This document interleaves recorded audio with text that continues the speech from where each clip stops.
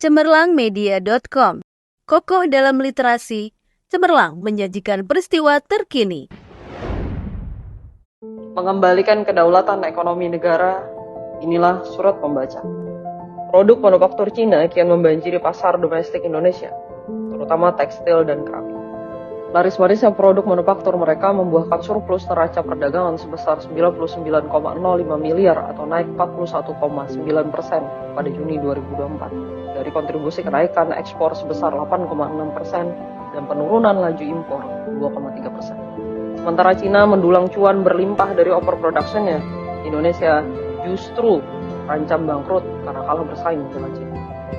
Ekonom Universitas Brawijaya Wildan Sapitri mengatakan, jika kondisi ini terus-menerus terjadi, maka berpotensi terjadinya gelombang pemutusan hubungan kerja atau PHK, luasnya penutupan pabrik lokal Indonesia, sehingga akhirnya industri dalam negeri mati total. Kapitalisme, liberalisme melanggengkan penjajahan ekonomi. Situasi perdagangan dalam negeri yang makin terpuruk ini sesungguhnya adalah buah kerjasama perdagangan bebas yang disepakati oleh Indonesia dengan Cina pada tahun 2012 yang dikenal dengan nama China Asian Free Trade Area atau CAFTA. Terancamnya eksistensi industri dalam negeri, potensi imperialisme produk Cina di pasar domestik Indonesia, dan ancaman eksploitasi besar-besaran sumber daya alam atau SDA Indonesia sebagai konsekuensi perjanjian ini sudah diprediksi sejak lama dan ternyata terbukti saat ini. Cina mampu terus maju karena besarnya dukungan pemerintah. Sebagai negara sosialis komunis, pemerintah Cina sangat mendukung perkembangan industrinya dengan penyediaan infrastruktur yang baik, kemudahan investasi, dan pemberian subsidi.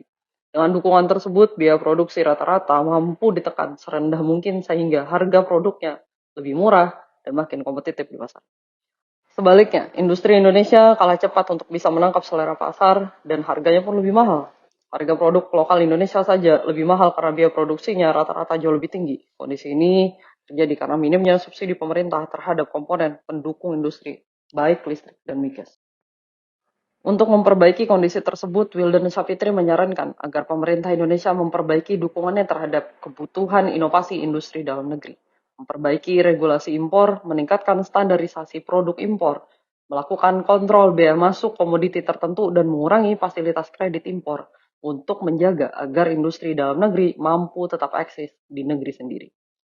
Sekarang pertanyaannya, apakah solusi yang disarankan ekonom Universitas Brawijaya ini mampu terlaksana dengan baik dalam sistem hari ini? Saran-saran tersebut sangat kecil kemungkinan ya untuk bisa dijalankan dengan baik dan menjadi solusi ketika sistem ekonomi kapitalisme liberal masih diterapkan di negeri. Minimnya peran pemerintah sudah menjadi ciri khas sistem batil ini, apalagi Indonesia terikat dengan perjanjian CAFTA dan tidak mungkin mundur. Sebagai konsekuensinya, Indonesia menjadi tempat pemasaran produk manufaktur Cina sekaligus menjadi pemasok bahan baku bagi industri Cina.